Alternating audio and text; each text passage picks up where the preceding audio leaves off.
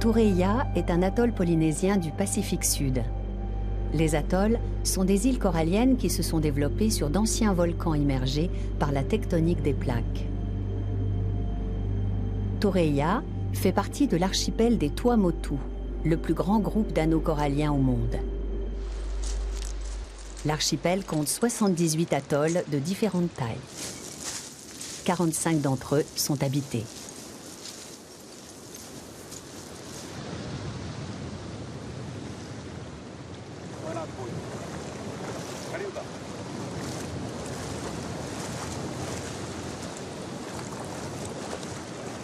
Les innombrables îles polynésiennes sont peuplées depuis près de 2000 ans. Elles sont passées sous protectorat français au milieu du XIXe siècle et forment aujourd'hui la Polynésie française.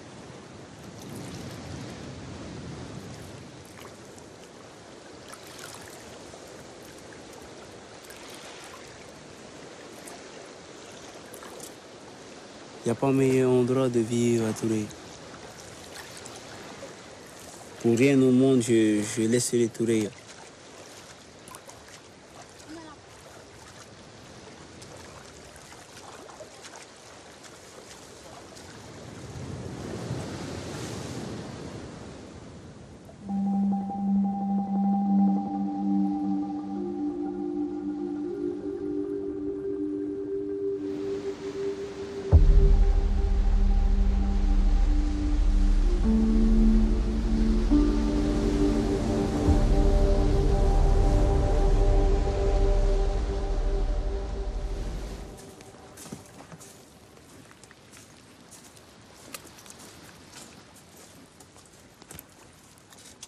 Tureia s'élève à 3 mètres au-dessus du niveau de la mer et compte 300 habitants.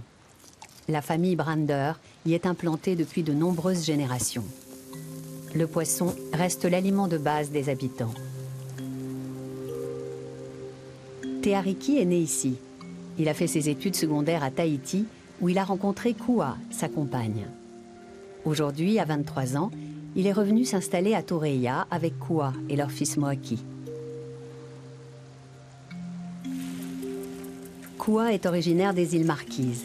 Situé à près de 1000 km de Tureia, cet archipel fait pourtant lui aussi partie de la Polynésie française.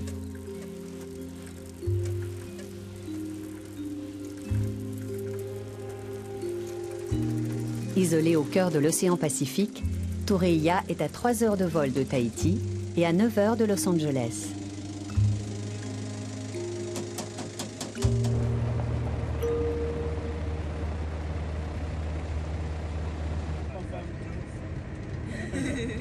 Te Ariki, je l'ai connu au lycée. On était au lycée à Tarabo. Ses cheveux étaient plus longs que les miens et bien jaunes.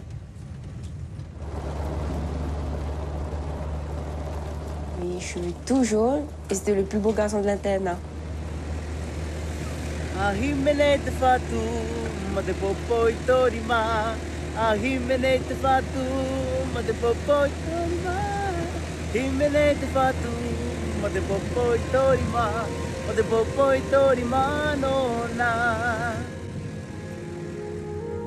C'était Ariki avec ses longs cheveux. On était à une sortie entre Marquisiens. Comme on avait un groupe de danse, tout ça, alors je l'ai invité avec moi.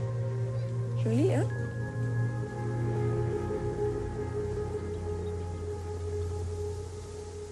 Il fallait couper ses cheveux parce que je commençais à être trop jalouse parce qu'il y a d'autres filles qui tombaient amoureuses de lui. Voilà. C'est pour ça qu'il fallait couper.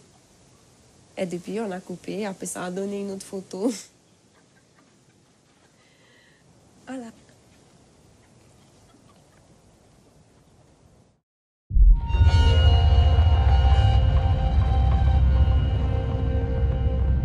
Pendant 30 ans, la France a mené 193 essais nucléaires en Polynésie, plus précisément sur 2 petits atolls inhabités des Tuamotu, Mururoa et Fangataufa.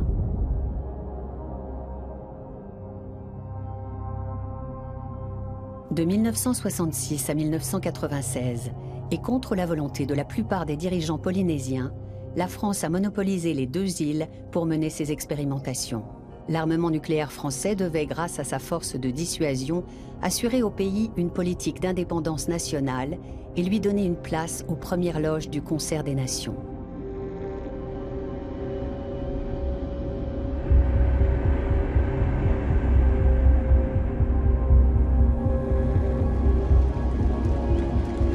Enfin, j'ai parlé des raisons de l'avenir. Votre avenir, il peut être magnifique.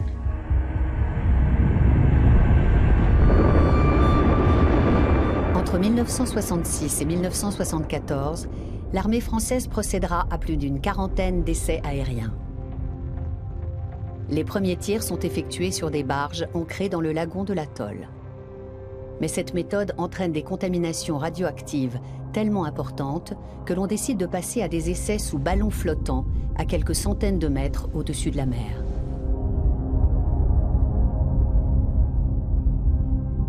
Par 3 fois, des bombes seront également larguées d'avions en vol. Roland Oldham est le président de Mururoa et Tatu, l'association des anciens travailleurs et victimes de Mururoa et Fangataufa.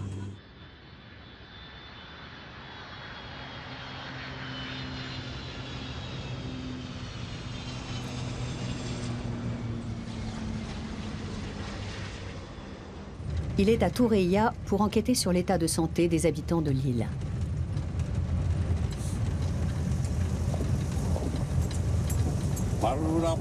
Merci d'être venu à Toureia.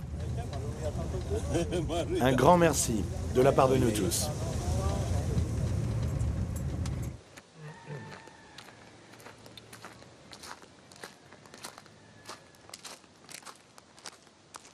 L'État français a systématiquement omis d'informer le personnel du site et la population polynésienne des risques et conséquences des essais nucléaires.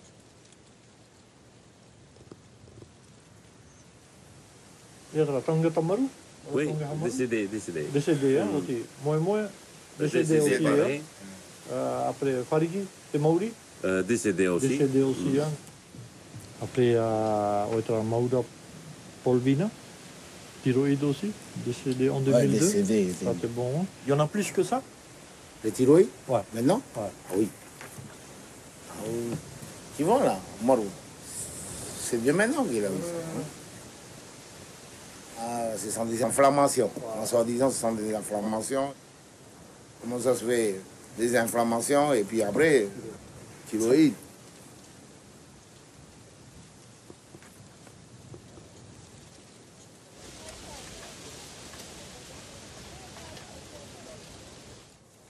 C'est pratiquement toute la belle famille, quoi. Si c'est pas du côté de papa, c'est du côté de maman. Alors, c'est les deux belles familles, quoi. Et ces deux familles-là sont de grandes familles ici. Alors, pour moi, c'est la plupart de Toureia qui est malade. Alors, quand tu entends ça, les deux belles familles que la plupart sont malades, alors, tu imagines mon copain et mon bébé? Et ça, c'est ma maman pendant un jeu de Tiurei. Ah, ouais. Ben, c'est mon papa. La France a voulu faire des essais ici en Polynésie. On n'a pas le choix. Ça, c'est le pater alors, ça? Voilà. Il était maire alors à l'époque? Il était maire à l'époque. Dans l'ignorance sur Rohaïa, c'est quoi le désastre quand ça va causé par les essais nucléaires, quoi. Totalement dans l'ignorance. Et puis aveuglé par cette masse extérieure qui arrive. Bien sûr, on dit voilà. C'est le progrès de Harmonie. Voilà. Bien sûr, on est tous partants pour le progrès. Hein. Il y a à peu près environ 400 légionnaires à cette époque pour monter la station sur Touré, sur Touré. 400 légionnaires et puis locaux, il y en avait combien alors? Locaux, je pense qu'on doit être dans les 60, voilà, un peu plus, voilà. 60, 65 au plus, mais pas plus. Ben, voilà un peu le style dans le blocos. Il se peut qu'on reste une semaine ou sinon voire un peu plus rester autour du blocos pour ne pas trop s'éloigner et puis attendre l'ordre de Mururo. Là, à peu près. Maro Brander guide Roland Oldham à travers les installations désaffectées. Le blocos était en réalité un bunker. On y regroupait le personnel et les habitants le temps de la réalisation des essais.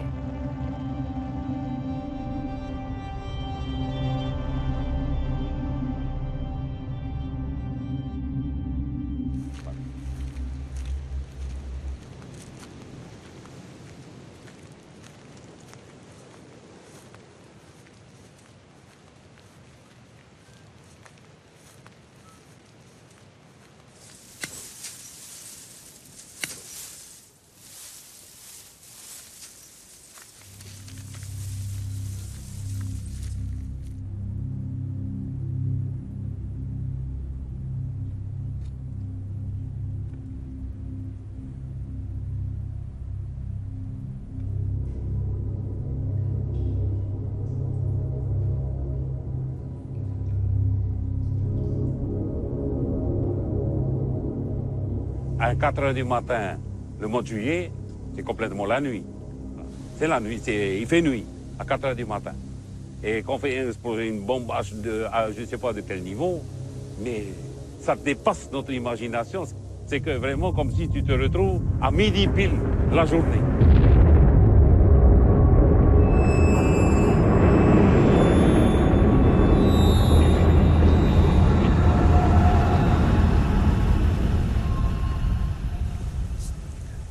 Je pense que c'est en 67 ou 68, ou sinon on est revenu.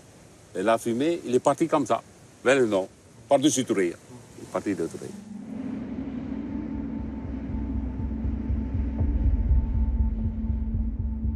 Quelques secondes après la détonation, une fusée de prélèvement est envoyée au cœur du champignon atomique.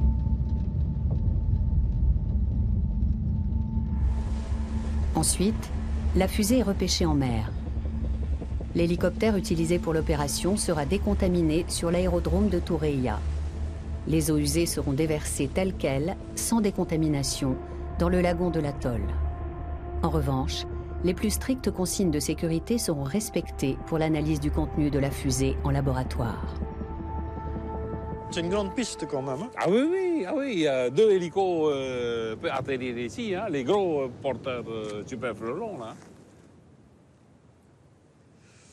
Taille ou n'est-ce pas auto-taille? Mais on a des gens qui vont à la pêche. Ah ben souvent. Ouais. Le quotidien, c'est la pêche. Ouais, ouais.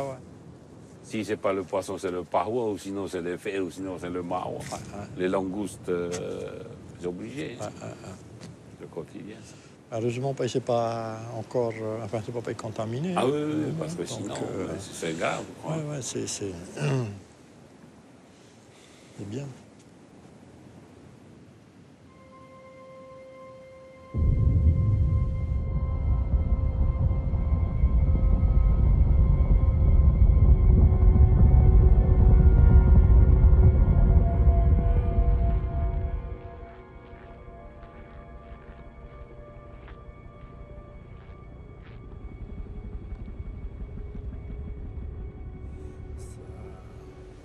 Il faut que la mémoire soit conservée, non pas oubliée. Il faut aussi apprendre la vérité à nos enfants. Apprendre la vérité, voilà. Parce que le livre d'histoire jusqu'à aujourd'hui, quand tu regardes le livre d'histoire, il n'y a qu'une page, et la page, elle ne parle du CEP que de développement économique. Pas plus. Il n'y a pas de problème, il n'y a pas de conseil, il n'y a pas de retombées radioactives, il n'y a rien du tout. Chercheur de renom, Bruno Barillot est le cofondateur de l'Observatoire des armements. Cet organisme se définit comme un centre de documentation et de recherche indépendant sur les questions de défense et de sécurité. Depuis 1984, il ne cesse de dénoncer les essais nucléaires français et leurs effets néfastes. En 2006, il est chargé d'animer la première commission d'enquête de l'Assemblée de Polynésie sur les conséquences des essais nucléaires. Le 13 juin 2013, Bruno Barillot a été licencié par le nouveau gouvernement de Polynésie française issu des élections législatives. Il est convaincu que cette mesure a été prise pour empêcher son travail d'investigation en faveur des victimes. Pour l'instant, 58 documents ont été déclassifiés, c'est-à-dire que le secret militaire a été levé sur ces documents. pour Thureia, on évalue à 39 retombées entre 1966 et 1974.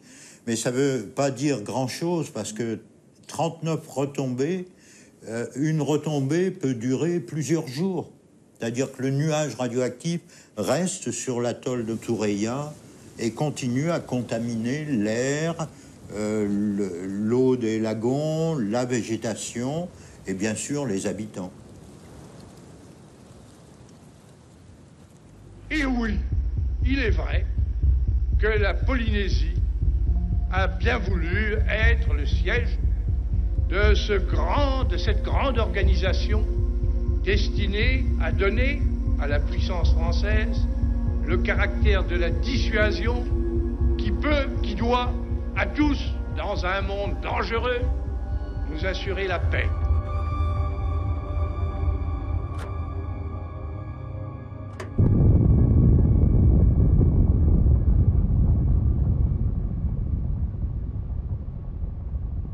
Des expériences de véritables bombes qui ont explosé.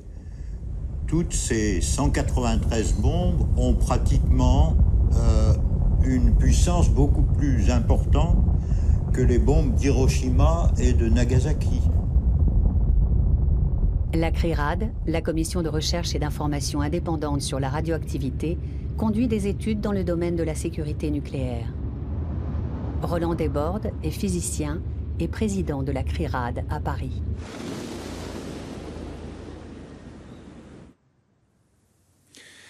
Tout ce qui est essai nucléaire pour la France, c'était la grandeur de la France et c'est la déchéance de la France. On leur a pris ces atolls, on risque de leur rendre avec le cadeau empoisonné à l'intérieur.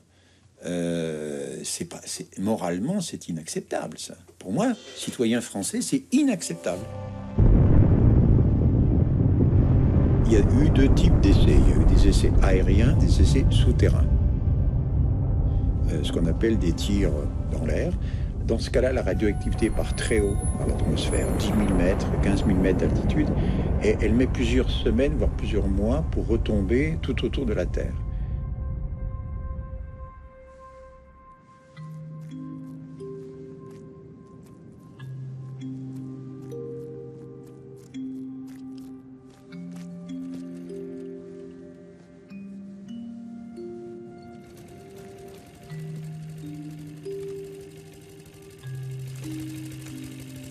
Les premiers qui ont donné l'alerte, ce sont des scientifiques américains qui travaillaient sur les dents de lait des enfants.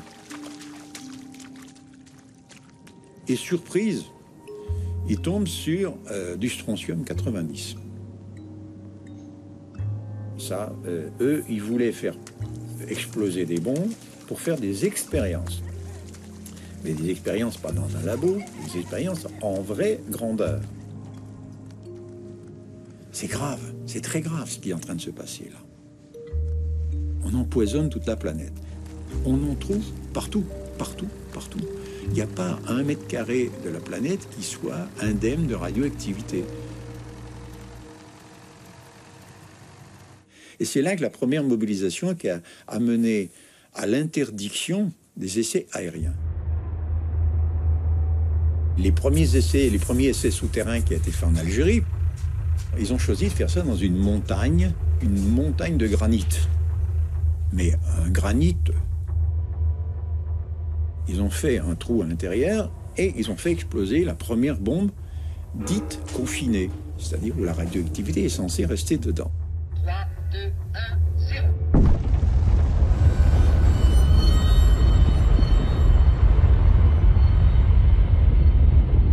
Et là, ils ont fait un tir raté parce que, en réalité, la montagne a explosé.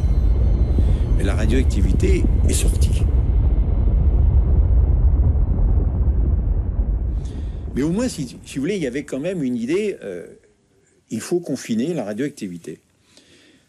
Qu'est-ce qui s'est passé en Polynésie? Ils n'allaient pas chercher encore un autre site pour faire des essais souterrains. On va faire des trous dans l'atoll. et on va faire péter les bombes dessous. Mais ce nouvel environnement n'a rien en commun avec la montagne de granit algérienne.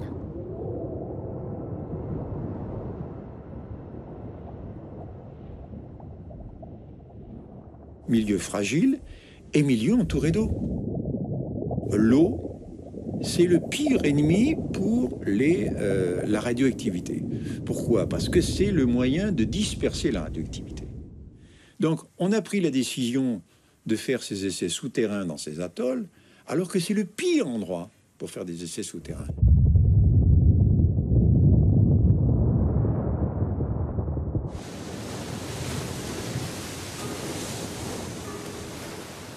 Si je n'ai pas l'amour, je ne suis rien. Si je n'ai pas l'amour,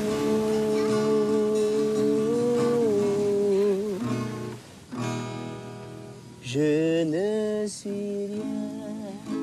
Sans l'amour, je ne suis rien. Sans l'amour, je ne suis rien.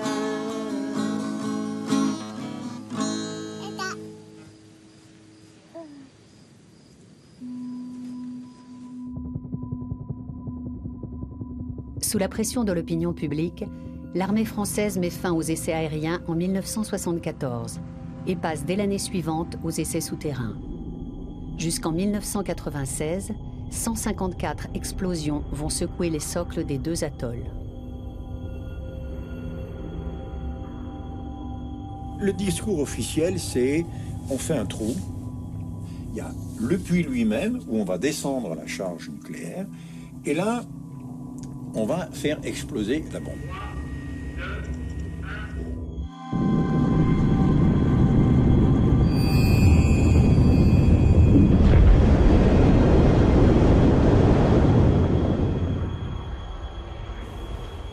L'explosion va écarter et va créer une sorte de petite sphère à l'intérieur. Cette petite sphère, cette bulle en quelque sorte, où, discours des militaires, tous les déchets radioactifs générés sont là-dedans. Évidemment, les choses ne sont pas tout à fait comme ça. C'est-à-dire que la vitrification, elle n'est pas instantanée. La radioactivité donc générée, elle a la possibilité de passer à travers, évidemment, avant la solidification. Et puis tout ça crée des fissures dans la roche. À chaque tir, vous avez des remontées de radioactivité par tous les moyens.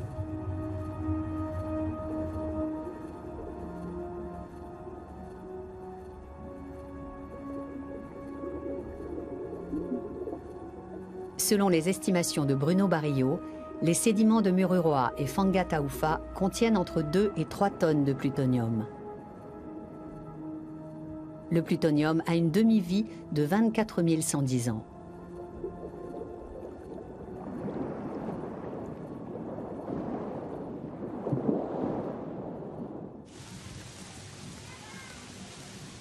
Regarde un peu les noms que nous avons ici. Hein?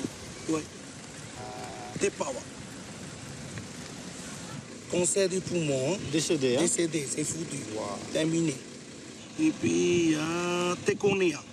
Tekonia. Oui. Décédé, cancer aussi du poumon. Hein? Elle, c'est ma femme. Elle a 38 ans. Éteins un peu. Elle a le grand thyroïde, mais elle a sa lettre faite par le docteur militaire. Et qu'est-ce qu'il dit, le docteur militaire, dans la lettre? Il a une thyroïde. Oui. Mais ça ne vient pas d'Abenouri. Ah, ah oui, non, mais non. Non. Il y a ma maman qui dit cancer aussi. Dera Kahou. Elle est décédée? Elle est là. Elle est là? Elle est décédée? Non, elle est là. Mais elle a du cancer de poumon. 1, 2, 3, 4, 5, 6, 7. Thì mồm ếch On n'avait jamais entendu parler de cancer ici, avant que les militaires arrivent en 1965 et commencent leurs essais. Tureia est l'atoll le plus proche de Mururoa.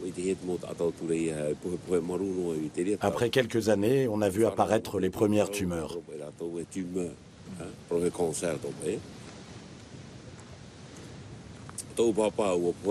Mon père est mort d'un cancer des poumons.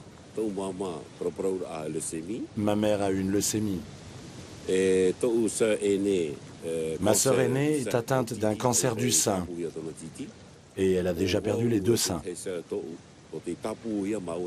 Ma sœur cadette et moi avons tous les deux un cancer de la thyroïde. Ma nièce est traitée depuis 1 an et demi pour une maladie de la thyroïde. Elle a 19 ans et elle est enceinte de 7 mois.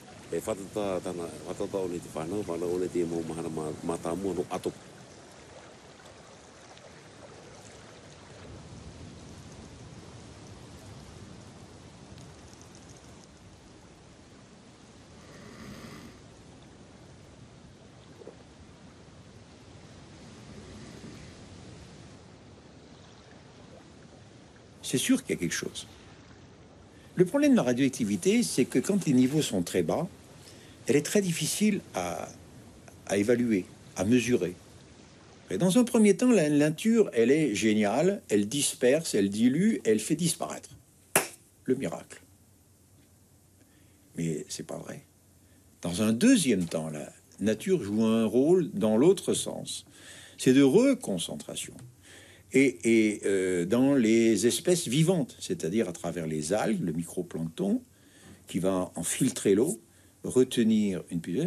Et puis vous avez les poissons, les mollusques, etc., qui vont consommer ces produits. Et nous sommes au bout de la chaîne.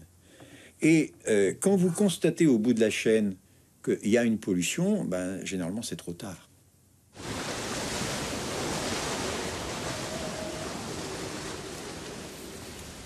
Le budget communal de Tureia dépend directement de l'État français. Un administrateur s'y rend 1 fois par an pour évaluer les besoins de l'année à venir. Pour les habitants de l'île, cette visite est vitale. Et elle leur offre aussi l'occasion d'exprimer leurs problèmes.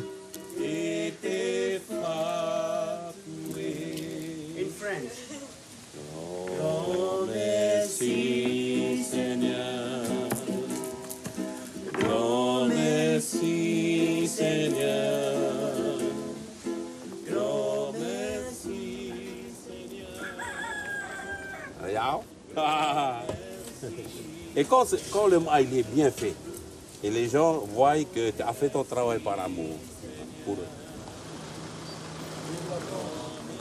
Tout ça pour la France. Vive la France. Vive la République. Vive Tureia.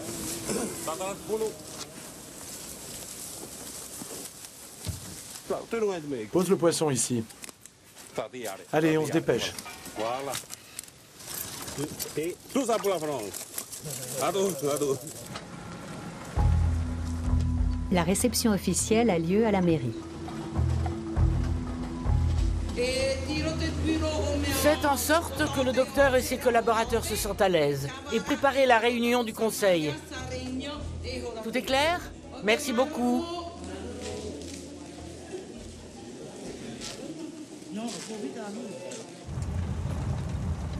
C'est vraiment dommage, on est arrivé en retard. Yep.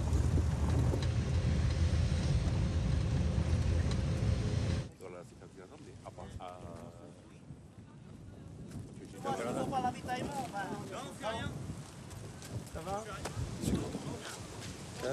Ça va mieux? Ah oui. Il y a juste que j'ai du mal à avaler le mât. En ce moment, comme s'il y a un bout de bois qui me traverse la gorge, des fois j'étouffe parce que même au niveau de... pour respirer un peu. Alors il faut manger doucement. Et puis les mâts moins durs, quoi. L'opération, elle date de quand, là, maintenant? Le 10 août. 10 août. J'étais encore sur le point de demander Tavanahau à ce qu'on nous envoie un tenté pour nous à Toureia, complètement ici à Toureia. Mais on l'aimera comme tout le monde. Vous savez que chaque fois que j'essaie de me déplacer, j'essaie de me déplacer avec un médecin. Sauf que oui, mais sauf que le problème, c'est que la santé n'a pas libéré les crédits pour payer les indemnités.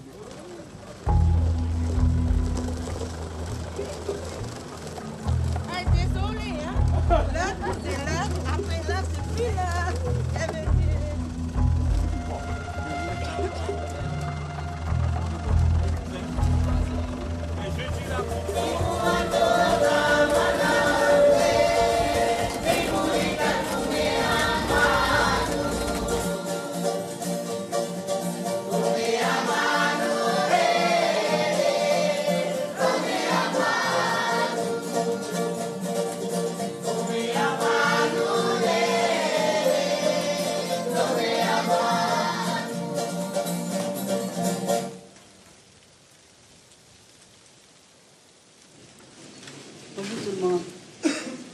Monsieur l'administrateur, Madame la juge, du conseil municipal et de toute la population de Toureia, soyez les bienvenus.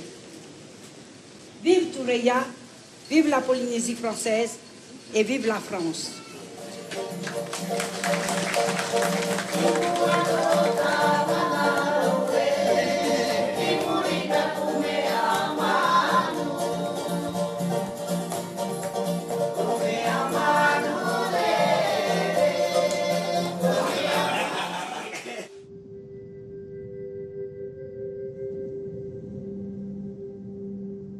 La Polynésie, depuis la fin du XVIIIe siècle, était colonisée par la France.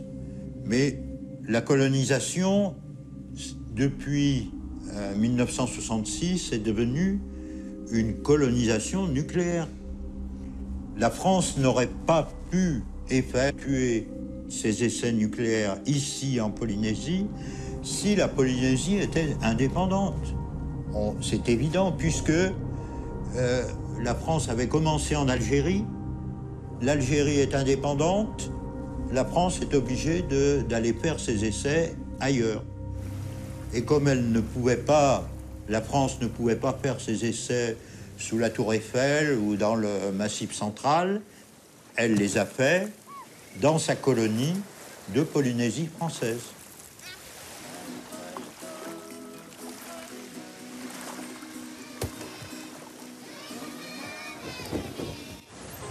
À Paris aussi, la situation en Polynésie inquiète de plus en plus.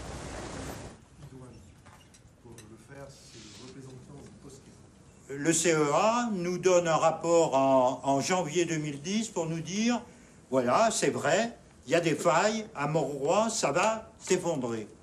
Hein? Les conséquences radiologiques, eh bien, ce rapport du CEA n'en parle absolument pas.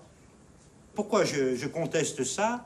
C'est que dans la zone qui est prévue pour s'effondrer, nord-est de Mauroy, il y a eu 28 tirs souterrains, dont certains sont dans la couche supérieure et qui risquent de s'effondrer et donc de provoquer une pollution du milieu océanique.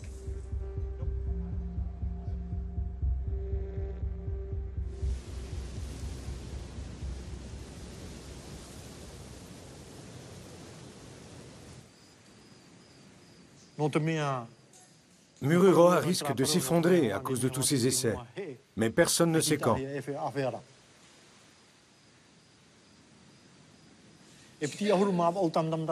L'atoll est troué de partout. Rien que dans cette zone, il y a eu 28 explosions nucléaires. Le site est surveillé par un système de capteurs et les signaux sont directement envoyés en France.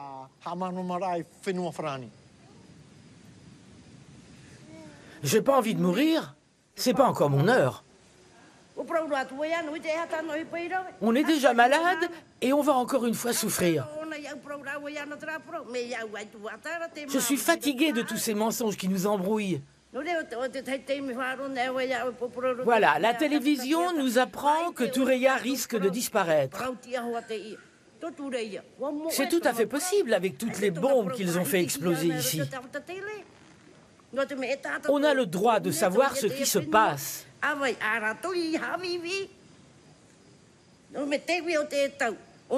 Mais les Français nous disent qu'il n'y a rien à discuter. Point barre.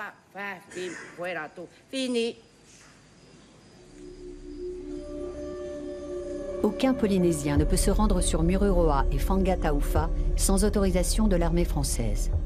Immédiatement après l'annonce des risques d'effondrement, le sénateur polynésien Tueyava reçoit l'autorisation de s'y rendre.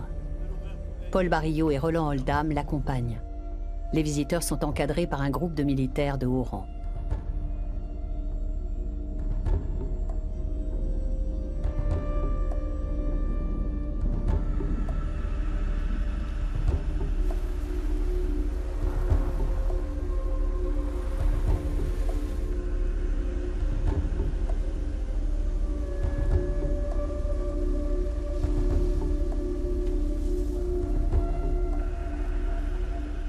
Donc tous les déchets ont été...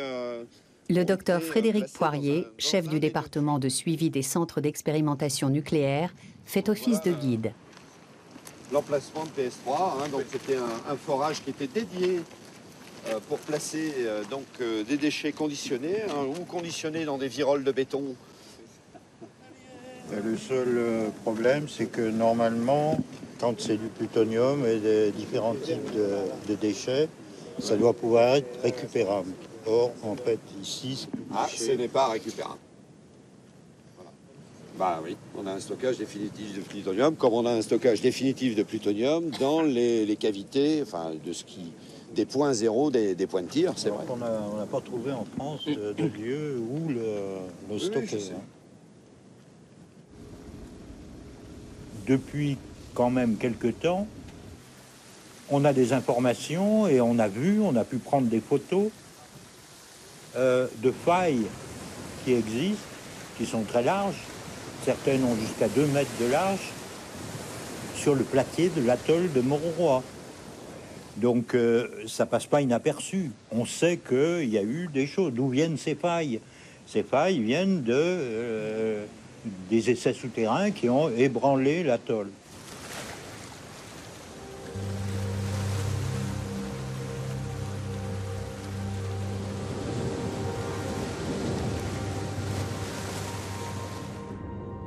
Il existe peu d'images sous-marines du site. Depuis Cousteau, personne n'a été autorisé à plonger dans ces eaux.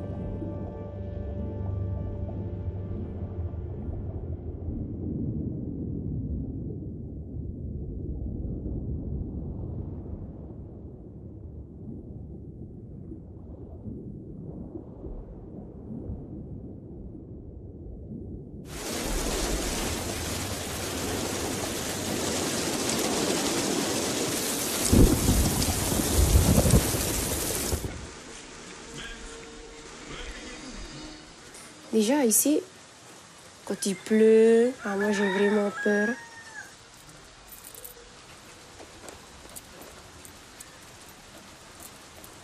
C'est déjà, quand il y a des tonnerres, des fois ça tremble un petit peu la terre, tu sens que ça tremble un peu la terre.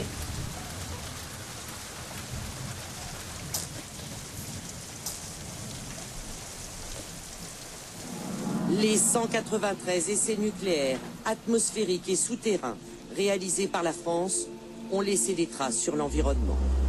Vue du ciel, la couronne de corail de Mururoa montre des affaissements. Sur ces images de la route qui ceinture l'atoll, on distingue des tronçons entiers effondrés. Responsables, les explosions souterraines qui ont fragilisé les fonds sous-marins. L'effondrement de plusieurs centaines de milliers de mètres cubes de roches vont provoquer en retour un tsunami. Et ce tsunami mettra 10 minutes pour atteindre l'atoll voisin de Tureia, qui est à 100 km. Et les gens n'auront plus qu'à grimper à des cocotiers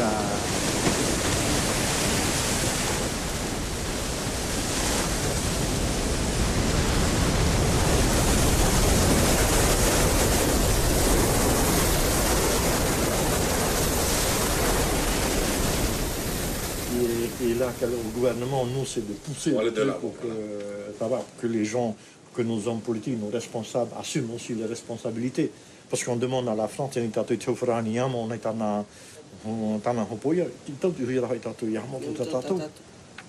selon les spécialistes, le sous-sol de Mururoa ressemble à un gruyère. L'atoll risque à tout moment de s'effondrer. Au nord et au sud, des bouts de terre ont déjà été engloutis. Il est difficile d'évaluer la véritable étendue des dégâts, mais quelques faits sont avérés. C'est fini. Mururoa est parcouru de toutes parts de profondes fissures, et l'état de Fanga Taufa n'est probablement guère plus encourageant.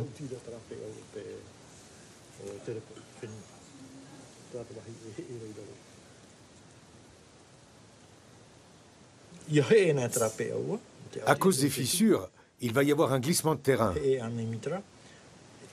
670 millions de mètres cubes.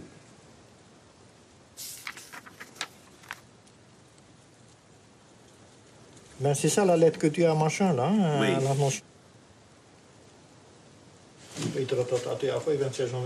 Le délégué français admet au journal télévisé qu'un effondrement d'une partie de l'atoll de Mururoa, où la France a fait 179-193 essais nucléaires, rien n'est pas à exclure. Il annonce que cet effondrement risque de provoquer une vague de 20 mètres de hauteur. Les 300 habitants de Thureia, l'atoll le plus proche de Mururoa, dont l'altitude dépasse à peine de 3 mètres au-dessus du niveau de l'océan, lancent un appel angoissé.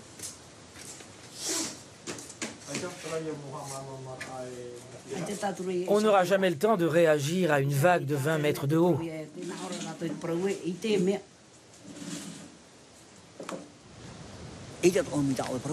On se résigne à tomber malade et à mourir.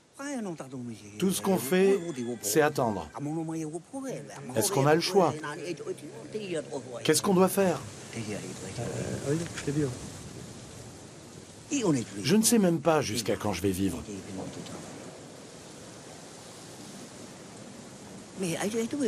On ne sait pas combien de temps l'île va résister. Je ne peux pas partir de chez moi. Où est-ce que j'irai?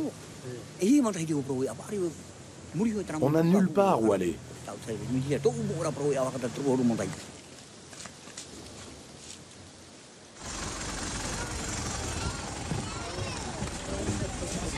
Bonjour les enfants.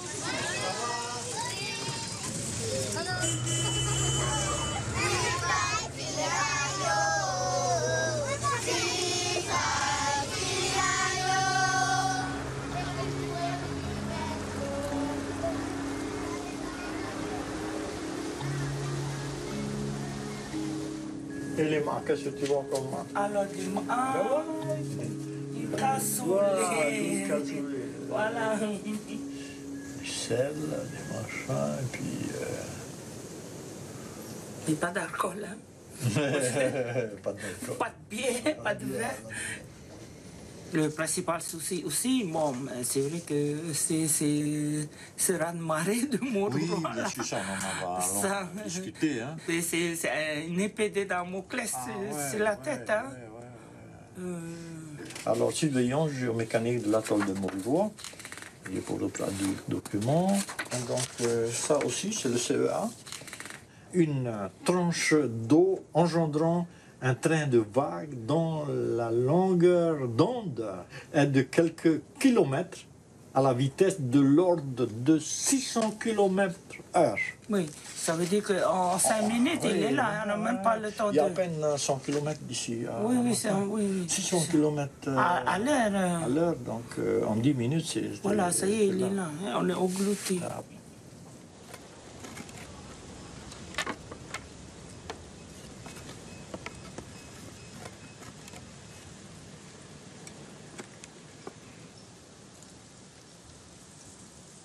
La maison s'est terminée vendredi. La remise des clés le samedi. Toute la maison est boulonnée. Pratiquement toute la maison est boulonnée. Je ne sais pas si c'est antisismique, mais anticyclonique, c'est sûr.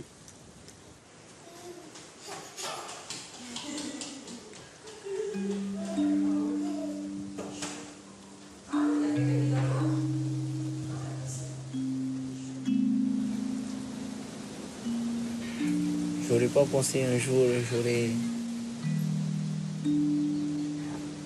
une maison si belle comme celle-là.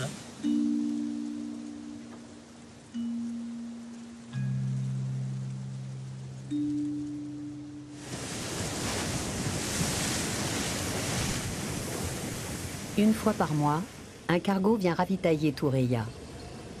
À part le poisson et les noix de coco, tous les aliments sont importés de France et d'ailleurs.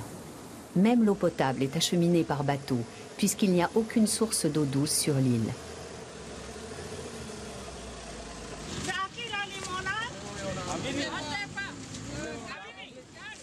À une époque, les habitants récupéraient l'eau de pluie, même après un essai nucléaire.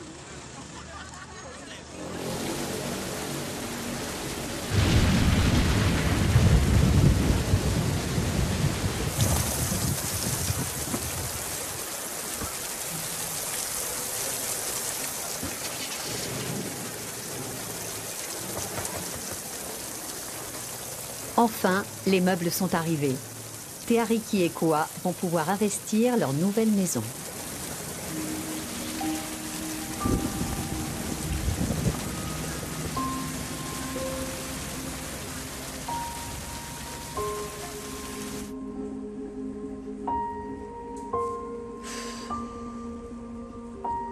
Il y a le travail de porc, il y a le chiponnel qui est...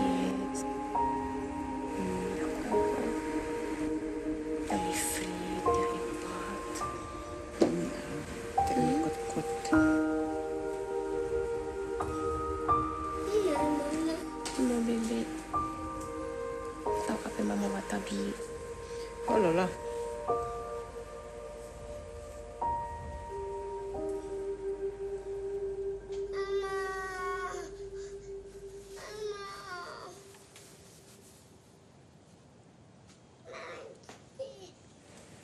Je viens, hein? Elle est belle.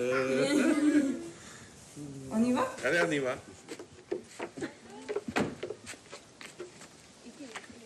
Ah, on va à pied? Ah oui, on va à pied.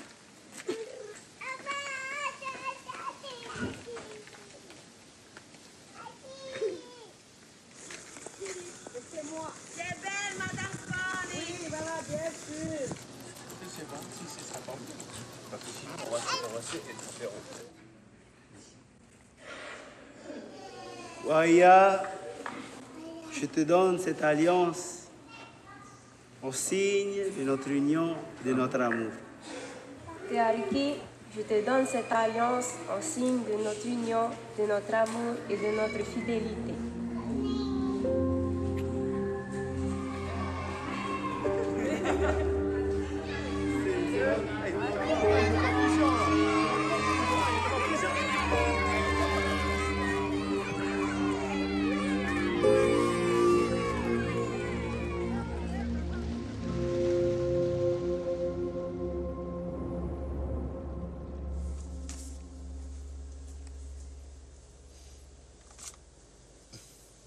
Ce fameux jeudi, c'est ce fameux jeudi qui a changé tout ce programme.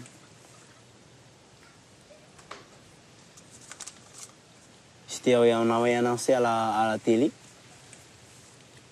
dans une chaîne locale, l'effondrement, le risque d'effondrement à Mururo. Tout le monde avait appris ça. Toute la Polynésie avait appris ça. C'était ce jour-là que j'ai dû avoir un rendez-vous avec la banque. Enfin, on a monté ce projet de construire une boulangerie ici, parce qu'ici, il n'y a pas de boulangerie. On commande le pain de propriété, plus par bateau. Alors, tu imagines le pain dans le bateau une semaine. Alors, on a voulu faire quelque chose de frais, quoi. Et on sait que ça va marcher.